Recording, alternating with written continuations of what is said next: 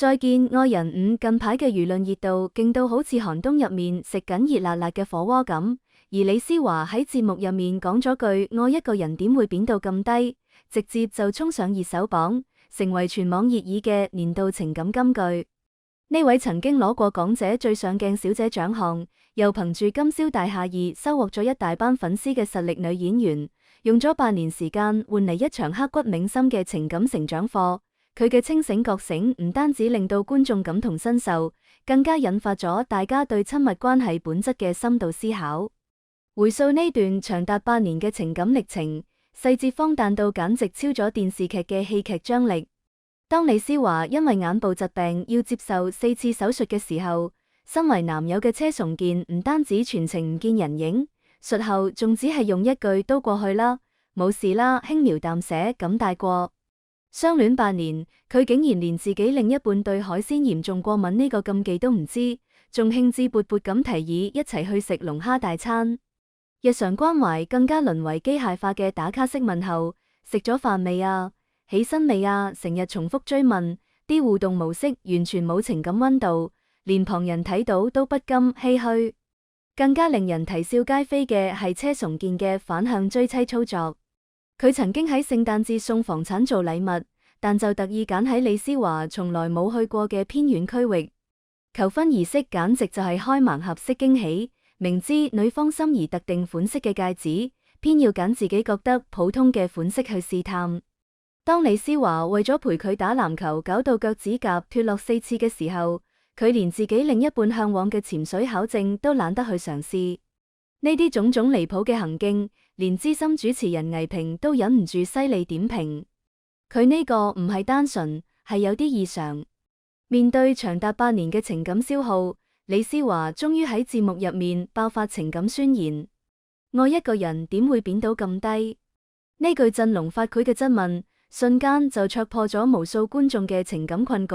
真正嘅愛應該係雙向嘅珍視同成全，而唔係單方面嘅自我貶損同消耗。仔細研究下佢情感困境嘅根源，唔難發現係原生家庭帶嚟嘅缺愛陰影，曾經令到佢誤將戀愛當成證明自我價值嘅途徑，最終就將自己活成咗戀愛腦嘅典型反面教材。節目入面經典場面當數兩人嘅跨頻道對話，當李施嬅含住眼淚傾訴你承諾要改變，講咗8年，我早已經好疲憊嘅時候，車崇健竟然一臉認真咁回應：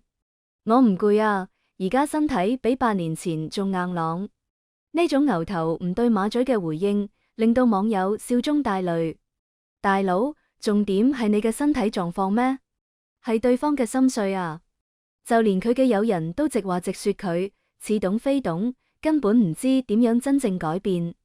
如今李施嬅嘅清醒覺醒，唔單止係對8年情感嘅鄭重告別，更加係對所有困喺卑微關係入面嘅女性有力嘅聲援。網友紛紛留言力撐，姐姐終於醒悟啦！呢8年真係堪稱情感扶貧，佢失去嘅係願意為佢4次掉落腳趾甲嘅人，而你失去嘅不過係一段內耗嘅關係。建議將呢句話刻入所有戀愛腦嘅 DNA 入面。呢場情感風暴之所以能夠成為年度情感綜藝名場面，正正就係因為佢真實呈現咗親密關係入面嘅權力失衡同自我救贖。李施嬅用咗8年時間完成嘅情感蛻變，證明咗真正嘅成長從來唔係妥協退讓，而係敢於直面傷害並且重新定義愛嘅標準。如今嘅佢已經將生活重心轉向事業深耕。呢位兼具顏值同演技嘅實力派唔使再借戀愛證明自我價值。當佢企喺鏡頭前面詮釋角色嘅時候，嗰雙曾經承載過失望嘅眼睛，而家正閃耀住獨立自信嘅光芒。呢場情感風暴最終留下嘅，唔單止係工人茶餘飯後傾偈嘅談資，更加係一面照見親密關係本質嘅鏡子。佢提醒住每個喺愛入面迷茫嘅人，真正嘅愛從來唔係自我貶損嘅修行，而係兩個獨立靈魂嘅平等對話，唔係無休止嘅妥協忍讓，而係相互滋養嘅共同成長。